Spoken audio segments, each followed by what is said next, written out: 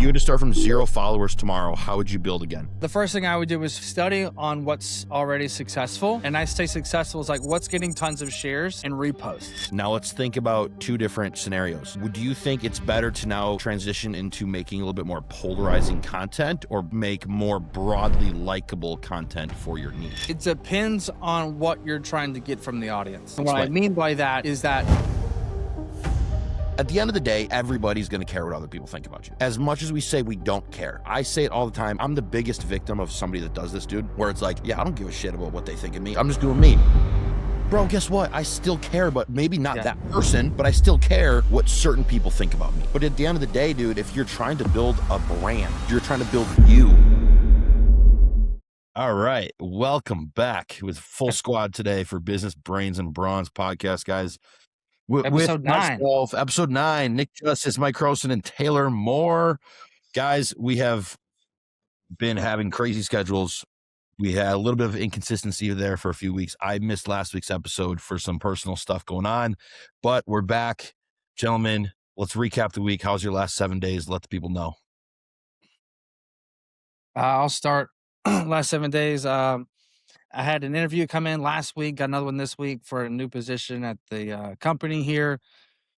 No more just hiring anybody and everybody. Like, I will fly you in to see if I like you and then fly you back. It's a lot cheaper in the in the long run. Had some in-persons. We launched our workshop, got some tickets of that sold, which is dope. Prepping for the Arnold, got our booths ordered. We got our hats in, so we're getting ready to launch those. So by the time this comes out, those will be live, or potentially sold out, whichever one comes first. Yeah, man, that's kind of what we got as a wrap. Nice. My last 7 days has been pretty good. Had some good weather here in North Carolina and Wilmington end of last week, but now it's cold as shit again. I am leaving tomorrow, going to San Juan, Puerto Rico for tomorrow through I'll be back Sunday for Mike Nassif's bachelor trip. So then end of next week, I'm getting there a little later than Mike is, but going to the Arnold to be at the booth. So yeah, can't complain. It's been busy, very, very busy, but starting to catch my groove a little bit with like routine and stuff like that. So yeah, for sure, man, for sure.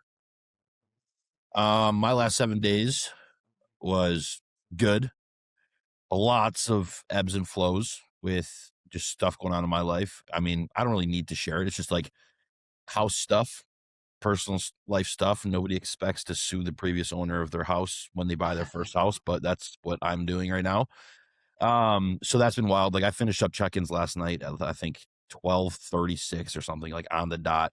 Because I was like, I still got to get everybody done. They did their job, so I still got to do my job for the day, even though it got done extremely late. But dude, we toured 8 houses yesterday. 8. jeez. Love that. Yeah, it was wild. I think I put on like 170 some miles on my truck just by driving all around the lot. Jesus. Good time, man. It was a good time, bro. I mean, we're looking for something a little bit different, a little bit more out in the country. Some houses were bigger, some houses were a little like kind of the same size that I'm in now. It was still a good time regardless. Learned some stuff, learned what I do want, what I don't want. But overall, the last 7 days, a lot of, learning curves. And I think when things don't go away, you always learn. We've talked about that on the podcast. So I've learned a lot because things haven't gone my way, especially by getting outbid on certain houses and stuff like that. But it is what it is. That's just, it's a sign that it wasn't meant to be. So, but I've got, again, we were talking about the Arnold. I've got, one of my athletes in the Arnold for men's physique. He's looking really good. And then I'm helping out Taylor. You remember Tariq, who won the overall junior nets? Yeah. Tariq's girlfriend, she left her coach and he's just like helping her, but he's never prepped a girl before. So then I'm just trying to guide them in the better direction and pushing her very hard because there's some things that were off with the timeline, but things are starting to shape up. So I'm glad to see that she's got her confidence back. So shout out Ray and Tariq. I don't know if they listen or not, but guys, I had a huge win in this past week, not for me, but for us, for the podcast. Yeah. The last 2 episodes, we've gotten such good feedback on. Okay. I had multiple people, and you guys listening to this, you know who you are. Multiple people text me or reach out to me, send voice messages, DMs, whatever, really liking the direction of their podcast and the way it's going from, ever since we started, they're like, yo, I've been listening to since the beginning when it was just Nick and Taylor doing their thing. And now that you guys are putting a spin on it with business, personal life, personal beliefs, etc., people are getting a lot of value out of it more than just business, bodybuilding, and Go. coaching. So I think it's a Go. huge win for all of us, bro. Well, Absolutely. y'all are welcome. Y'all are welcome. The obvious addition. That's great. That's Yeah, great. that's awesome. Well, Dude, I just gotta ask, what's it like to have a client doing the Arnold? It's cool I as mean, cause hell. like let's just say that lightly. Like, yeah, I got a client doing the Arnold. Well, Arnold Amateur. Okay. Yeah, I thought I said Arnold Amateur. My bad. I just heard Arnold. That was all. Oh, my bad. My bad. No, I want to have one in the Arnold, dude. That'd be friggin' sick. I think it's if you win the Arnold, if you turn pro at the Arnold, I think you get invited for the next year. you do. You do, And yeah. I think my That's men's how physique. Sam Sillitt got it, right?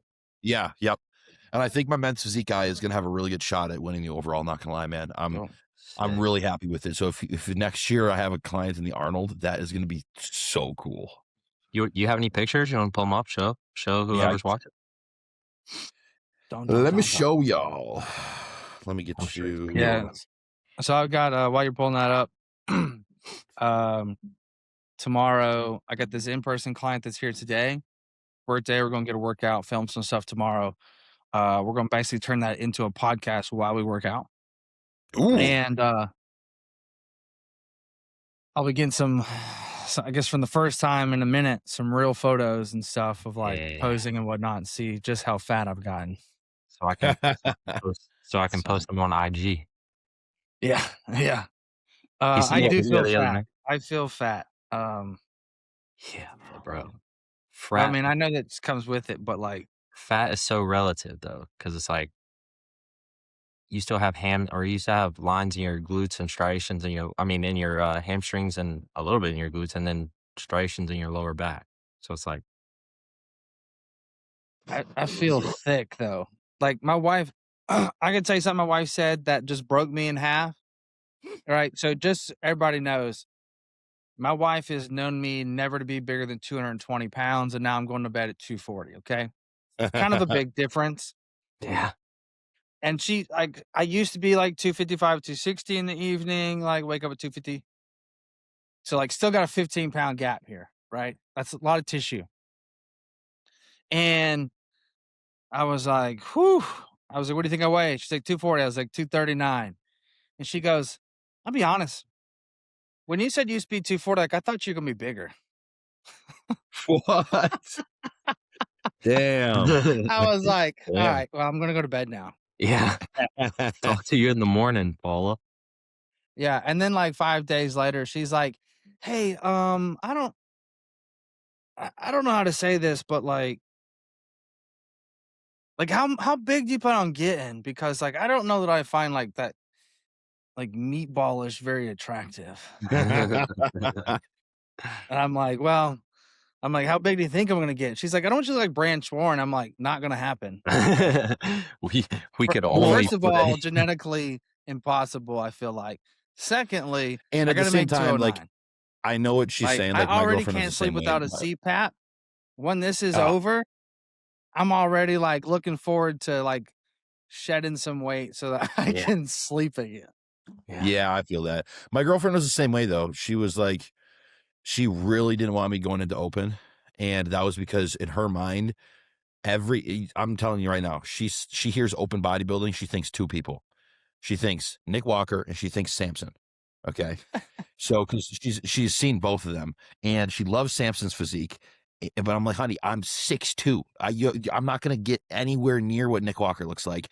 Samson, I don't have Samson's genetics. So it's like, they don't. But now me being like just under 300 pounds, she's like, I was about to say, we can go above 300 pounds. I think that's okay. Yeah. Dude, that's so What do you weigh right now? What? What do you weigh right now? I was 293 this morning. God. Dying. We Dude, just that's started so Serostim big, again. I bro. haven't done Serostim in like 6 months. That's so Big big, man. I don't even, old oh my god, I couldn't arm even boy fathom, steam. bro. Like Bro, as soon it's as my wild. like I get over 240, I just start to just feel it. I'm like, It's a lot of weight, bro, but I'm telling you right now, man, like I think the scale would go up quicker if obviously like I just stopped doing my cardio and stopped doing my steps as we would assume. But like that's the thing yeah, that saves me is staying active. And so it's like I don't care if the scale's going up a little slower because yeah. like I'm in this for the long run. I mean, this is longevity. If I'm not gonna kill myself for bodybuilding, you know what I'm saying? But anyway, so I got Mike here pulled up. I'm gonna share my screen with y'all. All right, entire screen. Boom, boom, boom. Perfect. So this was yesterday after his posing session with Banks. Um, on this side here. So his front pose here was not how we Good. liked it at all. Hey. His back pose was decent, but his front pose and his back pose now is like way better. And then the video, Bro, look at this his was, back. I know, bro. His back is insane. I think this is a fucking, he can win this shit, dude. Look at that. Bro, that's like an Emmanuel bank or That's Emmanuel back. E-Man, bro. That's literally what I was telling him. E-Man literally texted him. He's like, dude, Yeah. you're getting it at the Arnold. That's for sure. And then this was him as well Fucking in the free. I middle of a wish I high. could see it. My internet's slow. Oh, you can't see it? No, Damn it. Should no, I I try to can't reshare it? You can Here, try. I think it's just Mike, gonna be but on I'll, my end. I'll send it to you, Mike.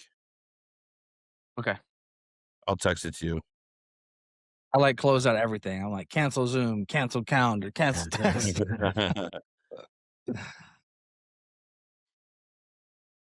Alrighty. For all the listeners right now, apologize for this, but I just want to make sure that Mike can see this as well. I don't want to leave him in the dust. What's his height and weight? He's 167 right now. So and he's 5'3". He's A class? Yeah.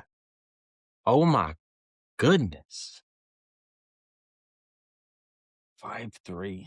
What's the Pro Cars top 3 overall? No, pro card for Arnold Amateur is actually the overall winner. Oh, okay. I know. But honestly, dude, I like Yeah, I wouldn't be.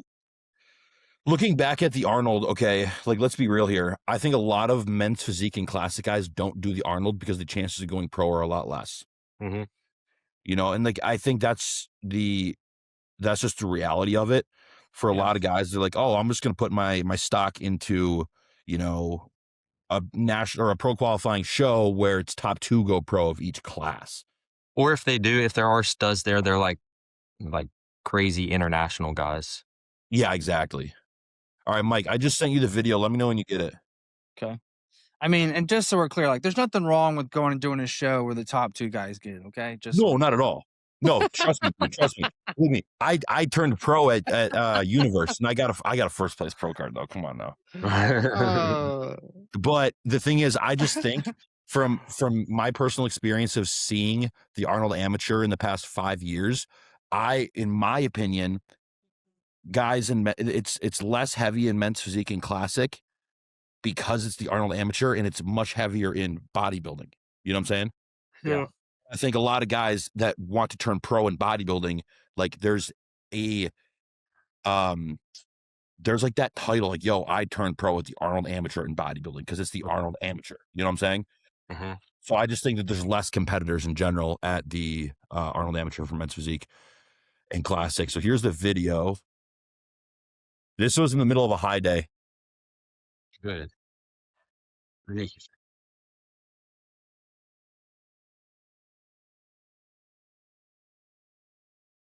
How old is this guy? This is mid 30s, I believe. I forgot his exact. Bro.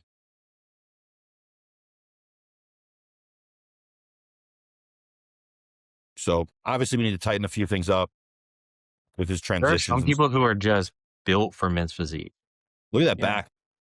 Like this guy's a triangle. Yeah.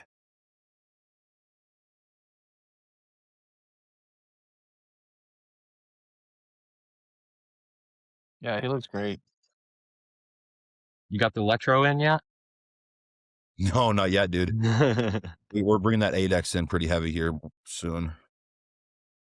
Slam it. But to be honest, man, I don't know if I'm gonna use Letcher with him. I think Yeah, no, I was just joking. his he's got those type of obliques where it's like, I mean, he's pinched his skin and sent me videos and on FaceTime. It's paper thin. It's like the top of my hand. But Yeah. he's got the obliques where it's not detailed because there's like he just hasn't built obliques. So it's like it's one of those physiques where you have to weigh your options. Like, do I want his core? Like the front of his core is the focal point of his physique. You know what I'm saying? So it's like if I keep in the front of his core just like looking damn good, I don't have any issues with that being holding fat. That's great. But if I try to get so much water just to bring in the detail of his obliques and then lose fullness of his back, lose detail elsewhere, and I'm like, okay, that's not really bringing that complete package that they're looking for. Mhm. So it's like Yeah. in time, as he trains his oblique in various ways, his obliques are going to look better because they're actually going to build and not be like that flat. Like think about Alex Toplin. Think about Alex Toplin's obliques. They're shredded, but they're very flat. They're not detailed at all because he's never really trained obliques. That's just Yep. genetically how they are. Mhm. Um, so it's kind of one of those type physiques, those scenarios. So it's just right at this point, it's just bringing a complete package. It's just being dry enough where they can see that he's shredded and he doesn't have that detail in his obliques yet, but being full and detailed elsewhere where it's like, yeah, we can't. Does he ever get body work? Yeah, he gets body work. I'm curious if he has done any body work on his obliques? Probably not. Just out of curiosity. If it bring out lines in your quads, muscle's a muscle, right? So Yeah. might be worth just putting some fingers through it and see what happens. Yeah. Honestly, dude, I'm bringing that right up right now to text him before I forget. I know when I go and get body work and come back like the next day, it's like vastly different, especially off season. He's Yeah, probably got enough time right now too, where he could do a little bit of scraping on the obliques and probably push some fluid out. that's a good idea. I just texted him right now. And then Mike, I just sent you over a The images, comparison yeah. of poses. His posing how we're doing it now is on the bottom. Yeah, he looks insane. Yeah, I'm I like his hands out further. yeah. I'm friends with Banks, and Banks is always really good, like dropping everything if he needs to get on a call with somebody. He's Yep. a good guy for that. Yeah, the front that lat is so much more on the bottom than the top. Yeah. It makes him look way That bigger. front pose, yeah. Yeah. We're So gonna I've get got a him. we're gonna get a podcast in Columbus. Mhm. Yeah, I can bring mics and That'll be figure it sick. out. Is Gon's coming? Where should we do it? I mean, I've got an Airbnb. I mean, I've got a hotel as well. I mean, I don't care. We can do it in the dang lobby for all I care. Yeah, true. Seriously. Thanks. That'd be pretty cool doing it in the lobby. I mean, why not? Mike Boys, and the Paula Arnold did is like a little mini podcast at the Mid American in the lobby of the hotel. Yeah. When we did my show, Yeah. every other minute that we had was like, let's film some content. Let's do a yeah. podcast. Let's do some prep file stuff. Let's do some testimonial reviews. Like we did all the things. Yeah, but that's the fun stuff. That's the type of stuff where it like makes you remember the show so much Yeah. more, Like, you know? It makes it meaningful. Dude, I'm so excited to be in Columbus for the Arnold. The Arnold is my favorite. Never been, so it's the first for me. You're gonna love it. So they got left a bad taste in my mouth in 2020. Oh yeah. I think we talked about that, but Oh yeah. yeah, I'm excited to get up there, and we're scrounging last minute to get Check-ins Pro hopefully like ready for launch there. Oh, really? Yeah, like publicly launching it. No shit. Mhm. So, we're basically trying to finalize the Trainerize integration Yeah. and then go straight into promo for the event. But we are gonna plan on bringing some hats. Um and I funny enough, I called the manufacturer and I was like, "Hey, like I didn't plan on like selling anything, like nothing at the event, just showing up, QR code, let's get some trials started." And then my head of sales, Dan, was like, "We're bringing the hats to sell, right?" And I was like, "I guess that's not a terrible idea." I go, "I mean, it would attract people in because there's gonna be a lot of coaches there." And I go, "We didn't order enough to do that." And I call them and I was like, "Hey, I need some more camos." They're like, "Yeah, we're sold out until April." I was just like, I was Oh, like, "April?" They go, "Yeah, if you wanna be put on the list, you can go ahead and pay for them now and just buy your own. That way you don't have to wait for inventory and then whatever's left of once we get it." And I was like, "Okay, give me 1,000 of them." So, dang. 1,000 camo hats coming in April. We'll have some. I'm sure we'll have well, we might have some. I mean, I don't know. I'm gonna let our clients essentially have the opportunity to buy first Yeah. and then everybody else the second. Yeah. Um, but yeah, 1,000 of them. And I was like, "Well, I'm going to 25 different booths this year. I think we'll sell them." Yeah. Oh, yeah, totally, dude. So, we're The excited. the people that are gonna be at the booths get a first grab on Sure. them? Does your podcast host, Nick Justice, get a first grab? What, what's the where's the booth location? Do you know, Mike? I do not know. I do not know. I probably do have that information somewhere. Yeah. I just sent the money and was like, "I'll figure it out when I get there," type of thing, Yeah, yeah, yeah. even though that's not how this is supposed to operate. Yeah. I wish that the Arnold wasn't first, Yeah, it is so I'm up. not, like, figuring out the kinks, but, you know, is what it is. Is What, what it is. when do you get there? Wednesday? We get there Wednesday, yeah. Yeah. Who all is Yes. Baker coming? Yep, Baker, Felicity, me, Dan, Gons, and then one of our other girls is gonna, drive up who lives in, Cleveland. Sick. Gon's doing everything with, like, media and stuff there, I'm sure. BDO, yeah. Nice, nice. Yeah, shout out Yep. Gon. Everybody that sees our episodes, sees our reels, sees the thumbnails, like, that's all made from Gon's, guys. He's, Mike's media guy, and, it's just like, none of us do that. Like, don't give us the credit. Like, these episodes, we just get on here, we talk, we discuss, we give you guys value.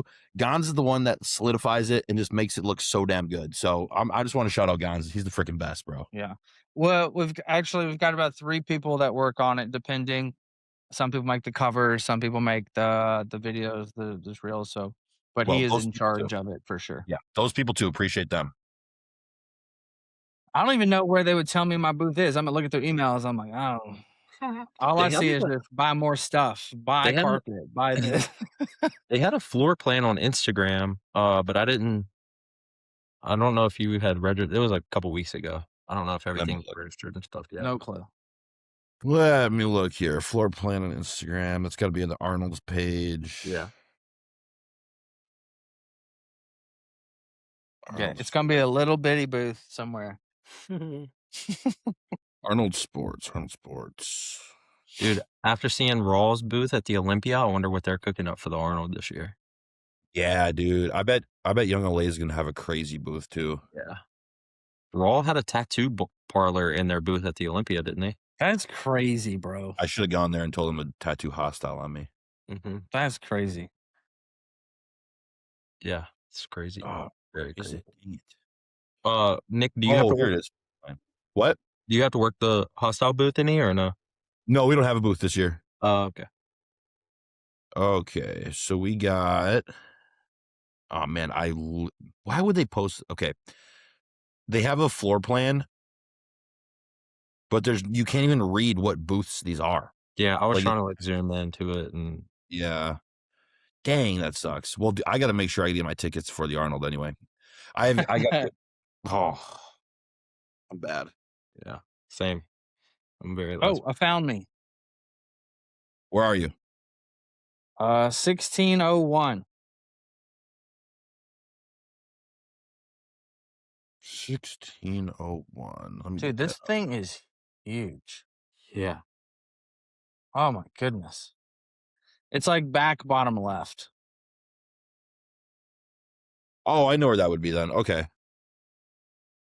It looks like it's gonna be, yep, it's next to the restrooms.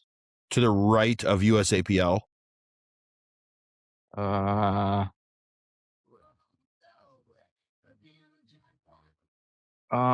where it says the Stack 3D Pavilion to the left. Yes, you're correct. Yeah. Yeah, yeah, yeah. USAPL. Perfect. Yeah, Sweet. it's right beside the bathrooms, which I actually really like that play Yeah. Here's the because full. everybody's gonna funnel to that way. Like, here's the full gig. Nice. Where is it back here? 16. Bottom left. 1601. It's right beside the Performance Brands Incorporated Protan. But yeah, come by and check it out. We'll have the hats. Looking forward to it. Yeah. Dude, You guys know, just for the There you listeners, you're just doing a check-ins pro. You're not doing anything with AR funnel, right? We'll have a split booth Oh, nice. to where it's like basically like the 10 by 10. We're basically splitting it side by side. Check-ins pro and AR funnel. That's sick. dude, look at Young LA. Yeah, that's I saw probably, that. dude, that's probably like 500 grand to rent that space. Holy smokes. I don't know. Y'all are probably too young for this, but in 2015, we did with Shreds. I was a ninth employee at Shreds, for those that don't know. We did the Arnold, the 50th one, and we had 50 booths, which was like in one big thing. It was the largest booth ever held Whoa. by anybody. And dude, I was a salesman there, and we're just slinging. And there wasn't any rules to it. It was just like, just sell what you can sell. Really? And it's like, they'd be like, how much for it? It'd be like $40. And we'd be like, if you get two, I'll make it where they're like 60. Like we had all freedom and reign to just sell the product. So, Just get it in people's hands. And so then for at the people very that, end, we had so much product left over that we gave away like $50,000 worth of product. oh man, We piled it up, and it was as big as this room. And people were just coming in. It was like Black Friday at Walmart in 2017, bro. It was crazy. can we talk a little bit about Shreds? Because a lot of people listening weren't around when Shreds was ever a thing. I mean, Yeah. dude, that was in 2015. I was 15 years old then. I And I wasn't. knew I what don't. I Shreds, mean, I remember it. I remember the logo and stuff, but I don't necessarily remember Shreds, like the I remember brand. the logo, the brand. I remember following a couple of the Shreds athletes, and I remember the Shreds girls, and they were just dimes. Yeah. Yeah. We so Shreds basically really blew up in 2000. They started in 2012, I believe. And then 13, 14, 15. And then that's when they started to a few things happen all at the same time, causing essentially like the downfall of the brand. But by 2016, they were pretty much like on their way out. It was a very big flash in the pan. So the foundation of the brand was, we have the best athletes on the market, and our products are flashy, and our marketing was really good, and we were really, really, really good at acquiring customers. What the brand struggled with was keeping customers. So retention was the downfall of the brand. And I'll explain that in a few different ways. So we had Joey Swoll, Paige Hathaway, Ainsley Rodriguez, Anna Cherie, Nicole Marie. Tristan Esco. We had Tristan Alasco, Colin Wayne, Alex Michael Turner. I mean, you name it. If they were some Devin Physique, either they were a big athlete and we paid them more money than anybody else could fathom to pay so that we would keep them and get them. Or in the beginning, if you had potential and Arvin, the owner, liked you, he made you. For example, Devin Physique, I met, he had 1,500 followers. Damn. I said, hey, man, like, you're Devin. He was like, you're the first person that's ever recognized me and came up to me. And I was like, yeah, man. I was like, I'm a fan of the brand. I buy it and wholesale it and sell it to my clients. Which is how I even got wrapped up into it anyway, because they knew me because I was ordering product And they're like, "Who's this kid just ordering product like every few weeks?" Because I was just slinging it, Mm. buy it and sell it, right?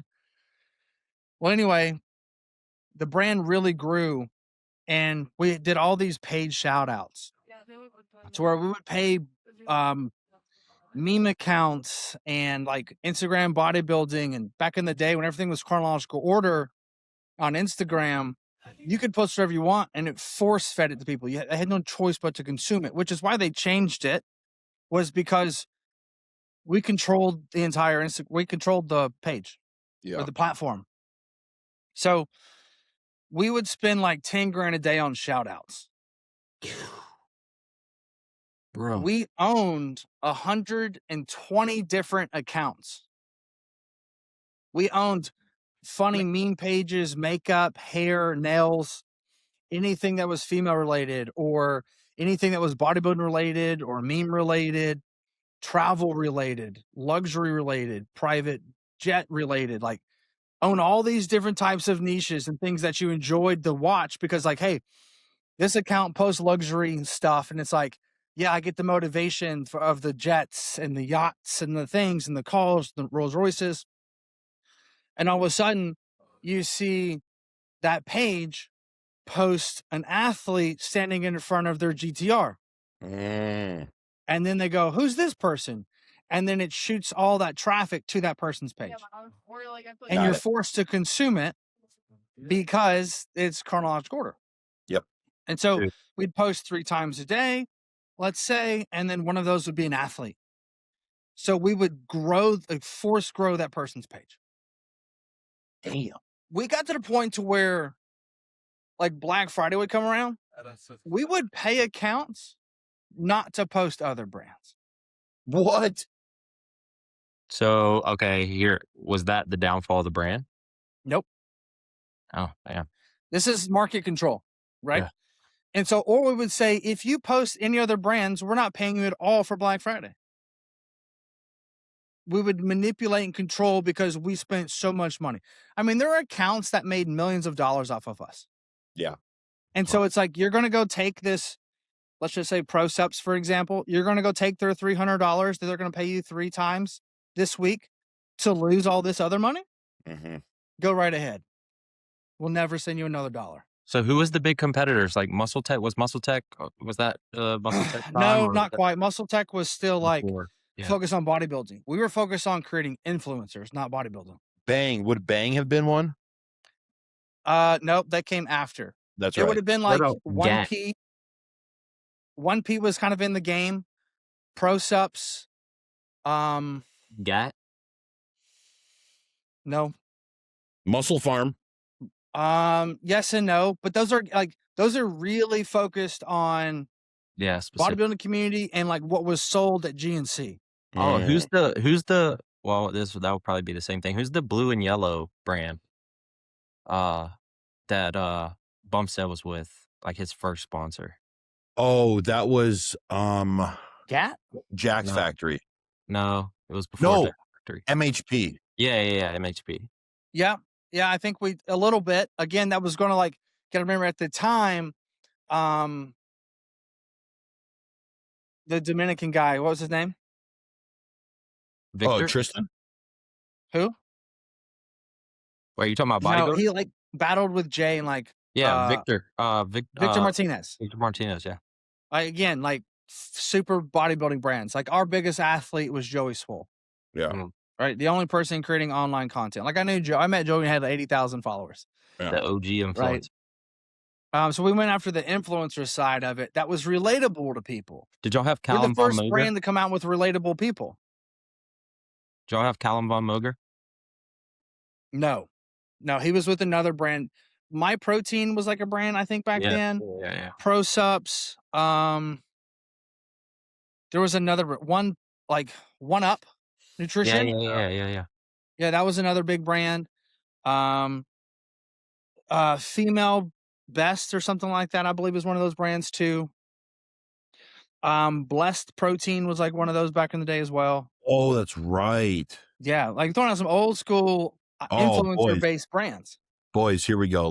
This is some throwback here for those brands. Okay. Mike, tell me if these guys were around back in that time during the Shreds time and how big of a competitor they were. BPI.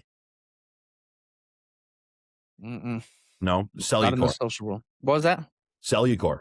Cellucor was big. Cellucor? I do remember that. Yeah. Yeah. What about Optimum Nutrition. Yes, but again, that would be more of your like GNC style. Oh, here's one. I can't believe we forgot about this one. I bet one of the biggest, this is kind of GNC though, would be BSN. BSN, yeah. what Yeah. about was it like C4 coming out? Wasn't that like around that time? Yes, that was a big one that started to creep into the space. Yeah. But also to like a big competitor was like bodybuilding.com, Yes. right? Where you're buying this online. Mm-hmm. Um, this is also the introduction of like your detox teas and things like that started to enter into the space, right? Oh, Your waist trainers, your like serums to make you sweat. Like So, those are a lot of the things you were competing against too. question for you, Mike. There was obviously a lot of layers to the marketing strategies that were there Yeah. before marketing was really a huge. I mean, obviously marketing's always been around before social media marketing was a thing. How much did being with Shreds and seeing the inside of that like help you with marketing and like understanding it more? Did you learn anything from it that's I useful today? I wish I was smarter when I was there Yeah. because Arvin Law, who was the CEO and owner, um, dude, he was a genius on how to present a product in front of people, how to market. I mean, he created fame Mm. when fame wasn't what was required, but he made it that way to where they would walk into the Olympia with bodyguards yeah. and cameras to make it a big deal. So you go, who are they? They didn't have to do that. Right now, granted, you have Joey Swoll go across Expo now. He'll never make it across the end. Mm-hmm. That's just how it was. But that started then because they essentially kind of forced that to some degree where everybody walking at the same time, sunglasses on, lights, camera, action. And it was just like this entourage and a big deal.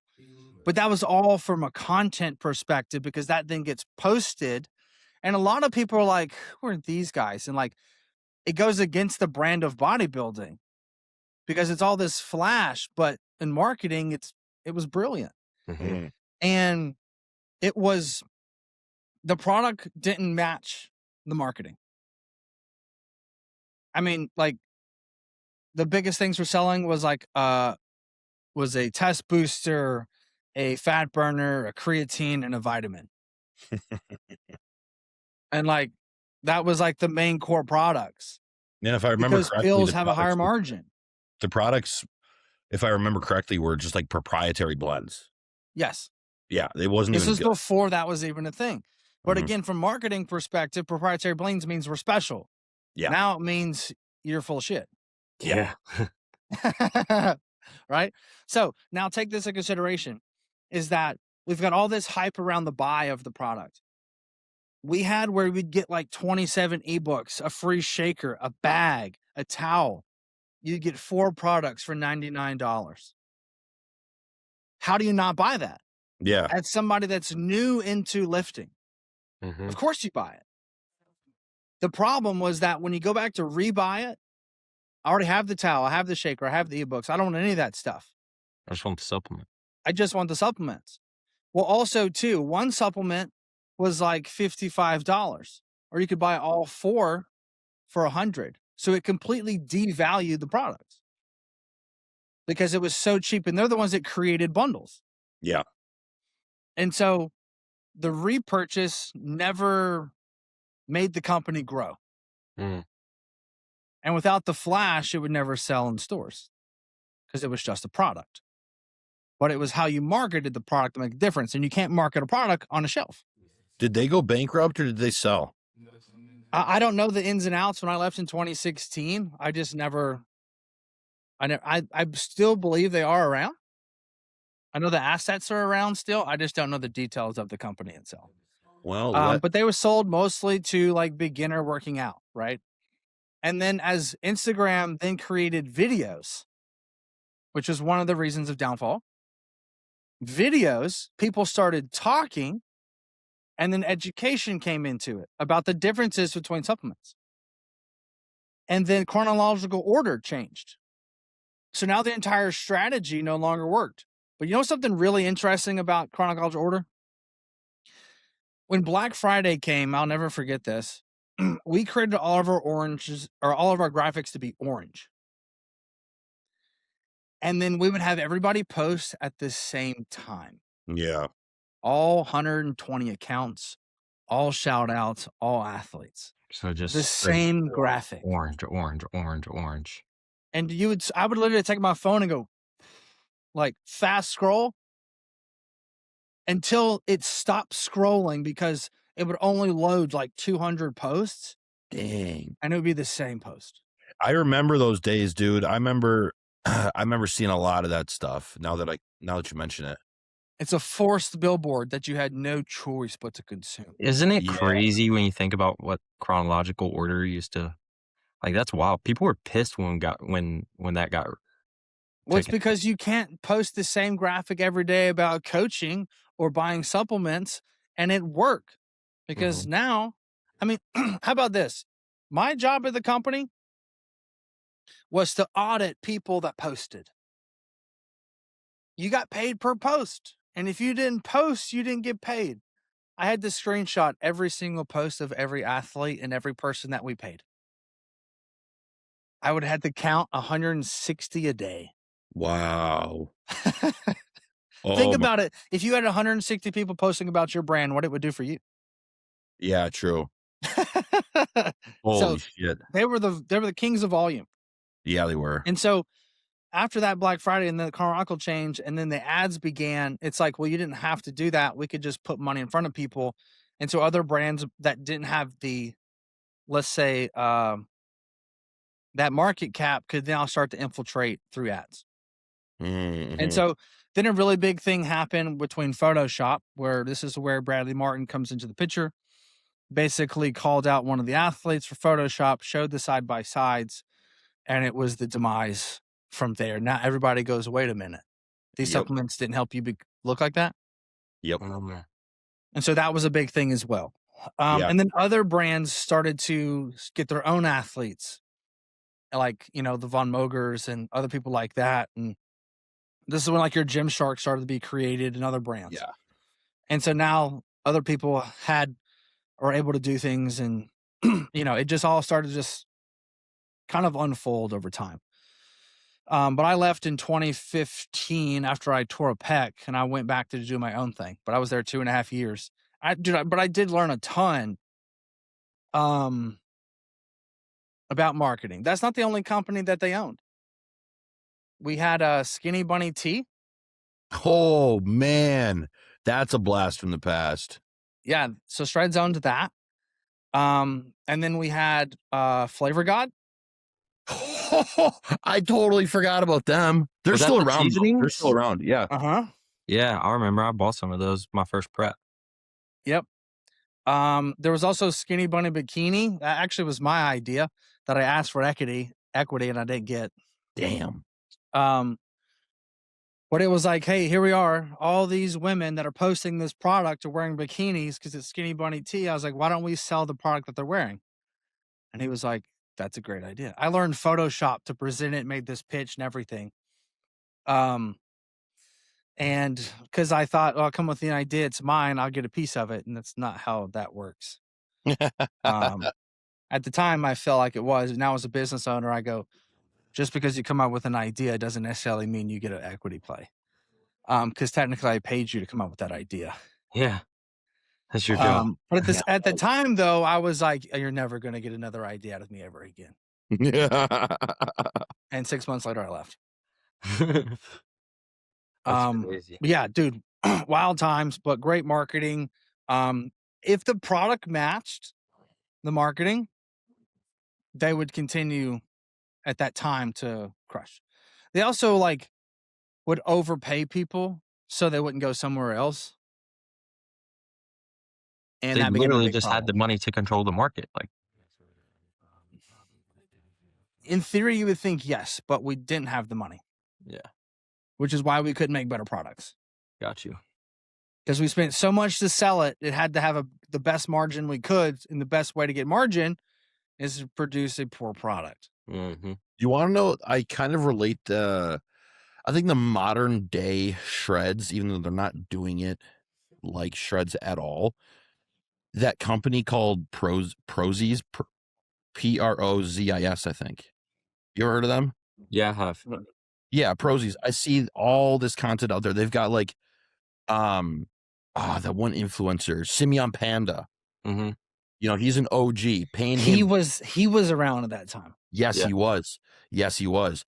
Paying him big money. And And Ulysses, Ulysses, Yes. Yeah. Ulysses Jr. I think so. Yeah, Dude, that guy's physique was insane. crazy. Oh man. But I think Prozis is kind of like the current modern day shreds because their supplements are just garbage. And they just pump out volume on TikTok Shop. There's another company. Oh, I would say like Goji, Goji. the gummies, Oh yeah. the Like Yogi creatine gummies gummies. or whatever. Yeah, it's like Oh. they're like one's green, red, and orange or something. Yes. They're like in Target. Yeah, but they're like Yeah. all over TikTok Shop. Yeah. But it's Got I it. like mean, you paid $20 for some gummies. It's like that's not a good supplement. yeah. I got to dip in a couple minutes, but I wanted to touch on one last thing. I was watching just on the marketing side. I was watching a YouTube video last night of Hormozy talking about marketing is changing very drastically right now from an ads perspective to where ads are no longer ads. Ads are your best performing content with a very subtle CTA over it, and then you just put it in as an ad. I've Oh, been yeah, for preaching sure. that for a year. Yeah, I know. Oh, that's why I wanted to say it. Yeah. So by definition, every post you make is a mini ad. Gary Vee said that 5 years ago. Mm-hmm. And so every post is an ad. We just don't view it that way. We view it as a post. But what's the difference between an ad and a post? Most of the time, we try to create an ad versus the post that you made. If it performed well, then it will perform well as an ad. Mm-hmm. Yep. So if you got something that got 100,000 views, that's your ad. You just change the CTA or put a CTA on it or use it as the hook or refilm it in that nature, and then you attach something to it. That's the best performing, because otherwise you're trying to take a square peg, shove it in a round hole, versus the market's already showed you this is a great creative. Now we just need a CTA attached to that creative. And Yeah. everyone knows an ad. Everyone has been marketed to so much in the last year that it's like, bro, I don't, unless it's like I'm clearly trying to funnel hack that ad, that's the only time I'm ever going to stay on an ad for longer than a millisecond. Yeah, Yep. for sure. And so if you're trying to grow your, let's say, audience, you don't create an ad that's like, follow me for more because I help people do this, and this. I don't believe that. That works, but there will be expensive follows. Here, how about Versus this? if you Oh, made sorry. a post, Nick, of you like ripping, talking, and you're like, XYZ, man up, blah, blah, blah, knowing I'm trying to attract hardcore people, and it performed well and got tons of shares and tons of saves, that's what you put $25 a day behind in boost. Yeah. Because that'll naturally just get you more followers. Right. It's all about servicing your ICA. Like, who is your ideal client? That's what you put money behind. It's not about your offer. A great example is I made this post a few weeks ago where it's like me 2 weeks out, and it was just a little flex pants on. It was like 8 seconds long. Now I said, being a bodybuilder is wild.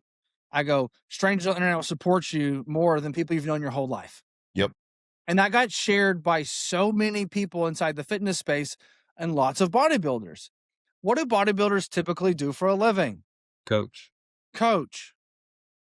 So it's all about my ICA, nothing Yeah. to do with my offer. No. And so I got tons and tons and tons of new coaches to follow me from that post. Yeah. And so Exactly. I put money behind it. Now that we're talking about this, what's a bigger long-term ROI? Building your personal brand first or building the skill set quietly and letting the results like build up and speak for themselves? What do you Personal think? brand, hands down. Yeah. Yeah. Because you can Because with a personal brand, you can pivot and go anywhere you want. Yep. If your skill set's on, let's say, becoming a coach, and it's like, yeah, you're a great coach, but you don't have a brand to sell it to. Well, the only thing you can do is now go work for somebody else that has one. Yeah, 100%. I agree with that. Right. So my personal brand, here I am selling coaching. I could try and just sell hats all day tomorrow. Or I can go now have a personal brand. I can go do consulting for somebody else because I can then pivot and post about it. And so whenever you like, that's why you'll see a bodybuilder able to that has a brand be able to go from supplement company to supplement company to supplement company. Mhm. Exactly. So speaking of a Because business personal brand, building that personal brand, if you to start from 0 followers peace out, tomorrow. Taylor. See you. All right, see you, bro. See you. If you had to start from 0 followers tomorrow, how would you build again? Oh, wait, why is the screen weird now? You're a big square. I'm a rectangle. If I had to build a personal brand and then starting tomorrow from scratch, what would I do? Yeah, if you were at 0 followers tomorrow, starting from scratch, what would you do? The first thing I would do, let's say that I wasn't good at content. I'm brand new. The first thing I would do is like study on what's already successful. And say successful is like what's getting tons of shares and reposts. Mhm. That's content people that are willing and want to share with other people. Now, I would find what type of audience I wanted to go after. If I wanted to go after people that were, let's say, like Southern country music, conservative, whatever, I would find posts that would be around different types of artists that got shared, funny memes around mudding or NASCAR or drinking beer or things like that. And I would probably create these like 7 to 10 second B-roll videos that are already find success. Mhm. I would look inside my camera roll and see, did I have any videos that would match that of me doing that? And then use that text over the screen. Yeah. And like, that's the easiest, quickest way to just start to get views to an account. It doesn't have to be anything special with you talking to the camera, offering value that way. It's just got to be, again, we were talking about shreds and volume. It's got to be about volume.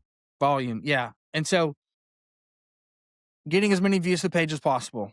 Now, getting people to stick is going to be, why are they following you? Yeah. So your account has to be niche driven if you really want it to go to the next level, which is why you might see something that's like a Christian page and all they do is post things that are Christian based and there's no face to the brand. That'll grow really fast because they're not tying an identity to it. It's just Yep. about everything faith based. Right. That'll grow over very fast. It's just you got to create really good content around scripture or quotes or things like that. For example, there was one I saw somebody shared with me, and it was like cowboys and Christians, and everything on there are like pictures of cows with quotes Uh-huh. or scripture. And it's like, well, as somebody that's country, they're going to really identify with that and be like, I'm gonna follow that. Right. Exactly. Or if you were to create everything around luxury, it would be like everything is yacht, car related and jets related. It's like everything I post is about luxury living. Now that Mhm. doesn't create a personal brand, but that creates a audience quickly. Yeah. Now, putting the personal brand is like, how can you tie yourself into that type of content? You can't wear a suit and then make country stuff and expect people to come back to your page and like start following you because a suit is the opposite of country. Yeah, exactly. So you have to basically be in line with what you're essentially trying to promote. So it's just a volume game. I would do talking head videos using topics that have already found success. So speaking on that, what would be like, let's say you found something that's already, hitting success on social media, starting tomorrow from 0. You figure it out, you start posting, you start getting success, etc. But then you hit a standstill. From there, now let's think about 2 different scenarios. Would you think it's better to now transition into making a little bit more polarizing content or make more broadly likable content for your niche? It depends on what you're trying to get from the audience. Okay, And what I explain. mean by that is that polarizing is now saying, hey, here's a line in the sand, love me or hate me. Mhm. Pick a side. That's me, bro. That's me Yeah. too. T. The other side of it is I want to service everybody, or I want as many people, so I don't make stuff as niche related. Okay. Um, and there's I think a time and a place for both. It just depends. Like, I do believe that from a monetary standpoint, pick a side because people have to love you to buy from you. Yep. And those that hate you aren't going to buy from you anyway, so we don't care about them. Hmm. If I'm trying to get 1 million followers, I can't create anything that's going to deter half the audience. Hmm. Hmm. I got to create every love everything, right? Whenever you do love everything and then you create something that is controversial, you get canceled. If you start with not being able to be canceled, then you never get canceled. 100%. Like Andy Frisella can't be canceled. Fuck no. He said cancel me a long time ago. Oh yeah. So you can't cancel him. Yeah. Um, But somebody that's goody two like that shoes, Scotty like, guy or whatever, yeah, right? exactly, exactly. All love everything, and all of a sudden you make one post that's controversial, Yep. everybody hates you. Honestly, So just kind of you doing can't play both sides of the fence. some self-reflection on that. I feel like a lot of people try to play both sides of the fence. And I think some people, I don't want to, I'm not singling any single person out, like in my area or people that I've met, whatever. This is not singling people out, but it's just more so looking back at people that I have met or fans or other coaches, etc. See me as the person that's just like, I'm the type of person who I am is like, you either like me or you don't. You Mhm. know, if the people you fuck with me, my audience, because I'm real and I've always been real since day one. And sometimes I think people like that so much about me, they try to make that themselves, but then they realize that's not their brand. So then they go back to being generally likable content and they go back and then switch back and forth an ever revolving door of polarizing, likable. And then they never get anywhere. Yeah. You know what I'm saying? I think that's because people, they're not trying to find the next best thing, but I think they're trying to just be, I don't want to say they're trying to become something that they're not, but they don't give themselves time to marinate in social media. They don't give themselves time to marinate their brand. I think we're trying to find an identity Yeah. and trying to see and trying to really just find themselves. Yeah. Some people take the approach of like, well, I don't care. I'm just going to be me regardless. And some people, I would say myself, is going to fall more towards the other side, where it's like I cared what people thought for a really long time. Mhm. And in fact, I still think that I care what people think about me. I would not say that I'm as um, convicted sometimes as maybe you are. Mhm. I don't want to hurt somebody's feelings, or not that that's your intent, but at the same time, you're posting it regardless. Mhm. Versus I might post something and it's like, well, did that hurt somebody's feelings? Maybe I won't post that. Yeah. And you're like, well, maybe their feelings need to be hurt so they change. I get And that. there's not right or wrong to that scenario. It's just different. And so sometimes I'll post it like, oh, let me post something that's PG and let me post something over here. And it's like, well, we're getting kind of crazy. And then versus like, if it's always PG or always, aggressive, then it becomes easier. But Yeah. it's just trying to find like identity and like who you are. And the best thing to do is like the most people, the people that have the most cult like followings are those that just truly are themselves no matter what. I'll tell you what, man, that's And one that's thing. really hard to do is be Yeah. yourself. That's very true. It's hard to do online and in person nowadays in a world that's just full of criticism, critique, all eyes on you, even if you're Yeah. not a name on social media. Yeah. Because let's say you have 1,500 followers at your local gym, and you're trying to make content, you just enjoy making content, but you're afraid that people are gonna be like, oh, you only have 1,500 followers. Why are you making content? Dude, Yeah. when you talk to somebody in person, like you don't want to just you like it is hard to be yourself. That's what I'm saying. And it's like I I'm optimistic about it though, because I think individuality and uniqueness is starting to really come through more and more over the past few years. And I like that. And I think that's Yeah. because people are realizing the importance of personal brands, but also people are realizing like, okay, you don't have to like me, but I'm me. and I'm building this up for my journey, for my reasons, etc. Dude, I have haters all the time. I've got haters that send me my own posts on their burner accounts just to talk shit. I think it's Yeah. hilarious because they know that if they talk shit in the comments, that my cult following will attack the shit out of them. Like, Yeah. I've got ongoing joke. Me and my buddies, we call my following Nick's Army. Okay. Because anything happens in the comments, I don't have to do anything. I don't comment back, nothing. I'm just like, oh wow, this got way out of hand. I got to start deleting Mhm. this shit because it's like one of those things. They fuck with me because I'm real, and that's how I started. But Yeah. also at the same time, I had many struggles as I came up and to get where I'm at right now. By no means do I have a crazy amount of followers, but I'm very, very grateful for the followers and the audience that I do have and the reach that I do have. But I'm not perfect. I used to be making content as my early years of a coach, just trying to go mega viral. Didn't pay me a dime. Yeah, I've it got doesn't. I've got pieces of content out there that have millions of views. Didn't make me a dime. But now I'll get something that has 10,000 views, 3,000 views sometimes, and that right there, somebody that views that could be an overall winner at one of my next shows. You know what I'm Yeah. saying? The difference there is, again, what's the purpose of the brand and the content itself, right? Coca-Cola doesn't have an ROI on their ads. They don't have an ROI on their billboards. It's just so that you see it. Yep. And so some people build brands to where I'm just getting paid by brands to put the logo in front of them, not create a ROI. Mhm. Starbucks doesn't get an ROI from the influencers that they pay. It's impossible to track. Mhm. But at the same time, if a uh, a smaller brand that doesn't care about just pure exposure, but actually selling a physical product that's trackable, they won't go after the influencer with 1 million followers. Right. They go after the person that has less than 100,000 followers, because if you have less than 100,000 followers, then those people actually care what you have to say. Because I might follow Kevin Hart, but do I care what he has to talk about?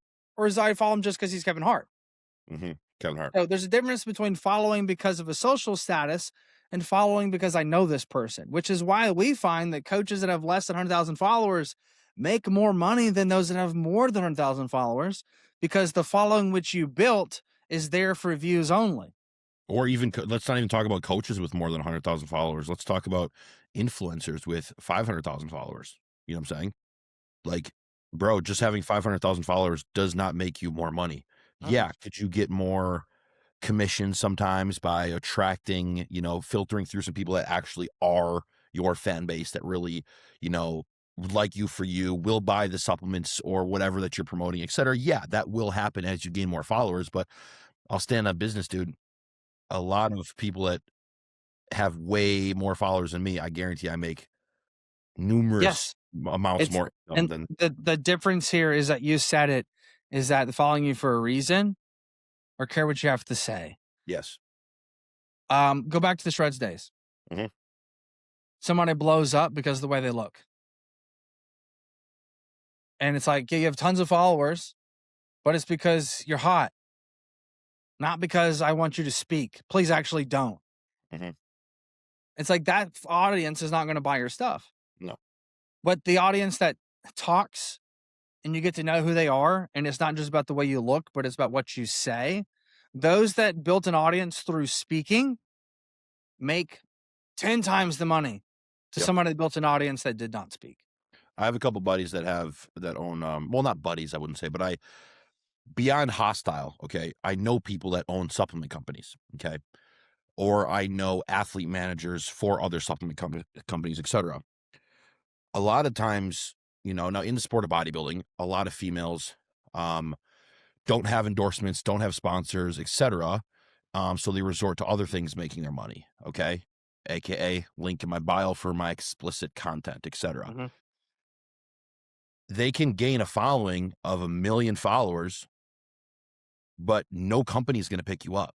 No. Because if you got that link in your bio for your explicit spicy content or whatever the fuck, all those guys, 90% of those people that follow you are dudes that just want to see your tits.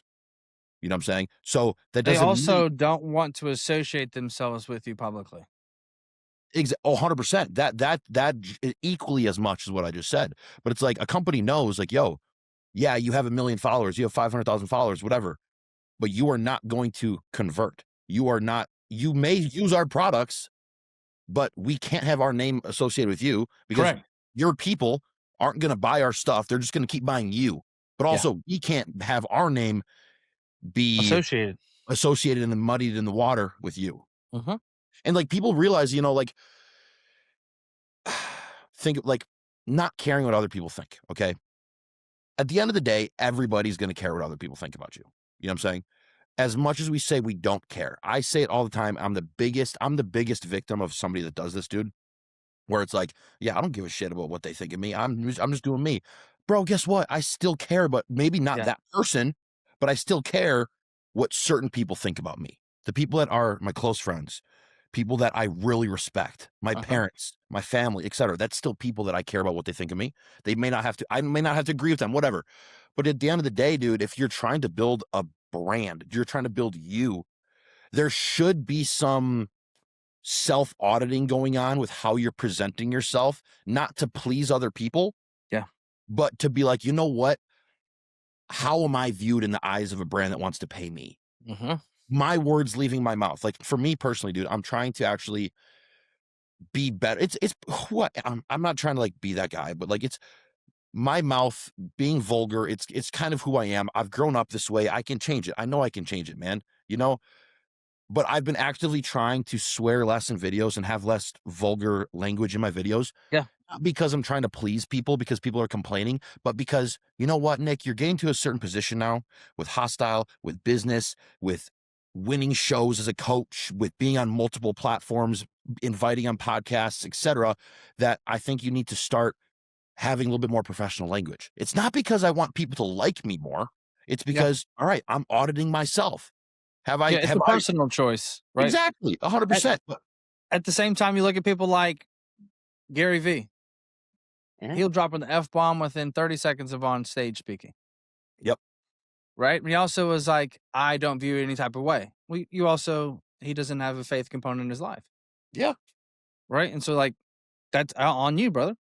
I'm also trying to do the same thing, like, really reduce it, and I've, like, reduced it a lot. You have. Usually these type of settings is when it comes out the most, Me too. right? Because it's more like off the cuff, or you're thinking like it just really helps, exhibit what I'm trying to say. But it's like, does it though? But I totally get it and respect it. But it's really it's like it goes back to what do you look like? What do you sound like? What does your day to day look like? Your routine, your physique, like all these things, representation of you, down to your tennis shoes to your haircut. Mhm. Um, and it's not necessarily about it's not a vanity thing. It's a first impression thing. Yeah. Like, how am I being represented? Am I representing what I want to represent? Right? Do I want somebody to look at me and go, I want to be that guy because of these qualities? Or do I want to be like that guy because of these qualities? Right. And it's like you just lean more towards the side of like, I want to be known and liked because of these qualities, not because of these ones. Mhm. You don't want to be liked because you're the guy that cusses. Like, no, I want to be like the guy that just shoots to a straight that doesn't have to be vulgar. Yeah. Right. And so it's 100%. like same message is getting across. It just using just different words. And it's really a sign of intelligence and being more articulate. Yeah, that's very true. The most vulgar language comes out of me, like, not even when I'm talking to somebody, one, like, on a podcast or something like this for sure, but when I'm training. Like, I'm not even kidding you. Like, I literally I ca dude, sometimes it's so like, I don't even realize it until, like, I look back at a video or something, and I say something in the middle of my set to, like, keep myself like, "Yo, keep going." Like, "This set is your bitch," some shit like that. Or I'll just get done with a set and I'll be resting, and I'll just curse. And I'm like, "What? What's the point of that, dude?" I But got it's more so just like, "Wow, that was hard." all it's just actually just routine. Yeah, yeah, It's habit. yeah, It's like when we go into a certain place, we do certain things. Right. And so it's kind of like one of those things to where it's like, hey, when I get in bed, It means one of two things, Oh yeah. right? So it's that same type of concept. It's like go in the kitchen, all of a sudden you get hungry. It's because you normally eat there. Yeah. And so it's that same kind of habit and routine to where it's like, I go here. So this is just those natural habits that kind of go in line with that. And so it's just changing those type of things and being front of mind in the moment, um, which are difficult to change because habits are difficult to change. Yeah. And you would change it if you went to a new gym. You would change it if you broke your routine and changed the training. But like, but we don't want to do that because it's like, this is where we're at. And this is what we want to accomplish. But like all those people trying to lose weight, it's going to be really difficult for you to stay in the same routine, but produce a different result. Hmm. That takes a lot of willpower. Hmm. I need you to stop buying the groceries and just stop thinking you're just not going to eat your kids' trash food. Hmm. That's really hard. But if you didn't buy that food they didn't eat anyway, you're changing the habit and routine, you'd probably see better results. 100%. So it's that same concept. It's just changing the environment and routine, removing the triggers that allow you to that put you into that habit or thing that you essentially want to change. Removing those triggers can be hard for a lot of people. And those triggers come to everything. Dude, one of the biggest ones for me is like, dude, 20 years, dude, watch porn. And Mhm. like coming up on 2 years sober. Like there are triggers that start that. Yeah, And it's just like, hey, stop doing those things. And then that doesn't become as difficult. exactly. Right. And A so it's lot like of those all triggers those are little fear. things. You go out with your friends and you always get a drink. You should probably take a break on going out with those friends. Or don't go to the bar with those friends. Go to lunch with those friends so that you can build a better habit around those friends and then test the water of going out and not having a drink. But Exactly. don't think you're going to show up to the same place in the same routine and thinking you're going to be different this time. Yeah. Like if you were that strong at it, you wouldn't have to hire somebody to do it. Hmm. That's a great way of putting it, dude. And I'm like, I sometimes think people just don't know that a lot of those things that trigger that habit are a lot of times people know they're mental, but they don't realize how impactful the environment is on triggering that habit.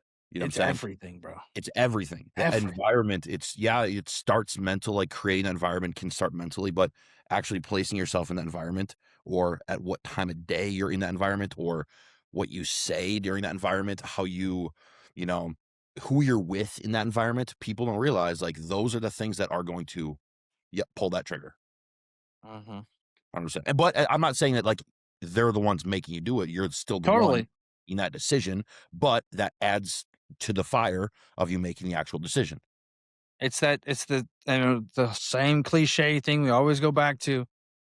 You're as good as the 5 people around you and their and what they do. Yep.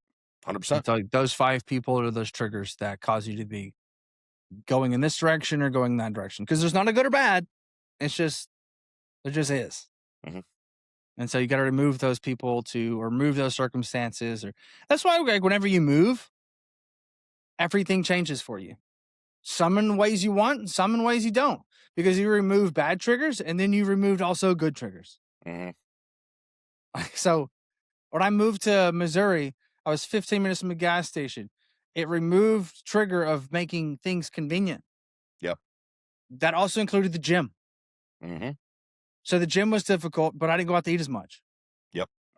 So it's like the same thing can cause good and bad for you based on what it is you're trying to achieve. That's literally what I was thinking about yesterday as I toured houses. Was like, Uh-huh. you know what? This one's far. But hey, guess what? This one grocery store that's gonna save me a ton of money is 30 minutes away, but that's gonna save me money in the long run instead of going to Pick and Save that's 2 miles down the road. You know what I'm saying? Pick and Save is like super expensive. So I mean, you don't necessarily drive a Honda Civic either, so hey, I don't bro, know I'll much. tell you what, my truck, no, I'm not even kidding you. After I could put all of my work into it, I'll be getting like 24 miles to the gallon city if I'm towing my duck boat. That's impressive. That's not in a diesel, bro. That's insane. That's impressive. I know, but it's still pretty bad once I like have a heavy lead foot. Yeah. But anyway, man, it's 2:10 right now. Is there anything you want to finish this episode off with? No, man, I thought that was great. I hope to see everybody that's able to come out to the Arnold, come by and say hello to whoever you see. And that's a big thing. Don't be shy to come up and talk to people, dude. Introduce yourself, be like, hey man, I hear you here or I see you there. You just never know who's around the corner. And if you're big on meeting new people, networking, you got to open your mouth. That's what I'm Yes, going you to leave do. it with. I'll be there. I'm gonna see you guys at the booth. I'm not, to our listeners, I'm not like working the booth or getting invited, but I'm just gonna be there, support the boys, see Let's you do guys it. there if you guys are gonna be there at the Arnold. Um, Make sure you like, comment, share, subscribe. You guys, the feedback that we've been getting is great. And it's just real, it's really appreciative. You know, there's a lot of sharing going on. The clips that you guys are engaging with is awesome. So we appreciate it. I think next episode we can hold our both of us accountable to putting a story up of doing a Q&A for the listeners. Yeah. We do that. Let's do that. Yeah. Let's do that. And then we'll do it at the Arnold. Oh, dude, that's right. Because the next episode is going to be at the Arnold. Yep. That's even better. Yeah. So guys, next episode that drops, not this one, the one after, is going to be a Q&A, a live Q&A at the Arnold Classic with Mike, Taylor, myself.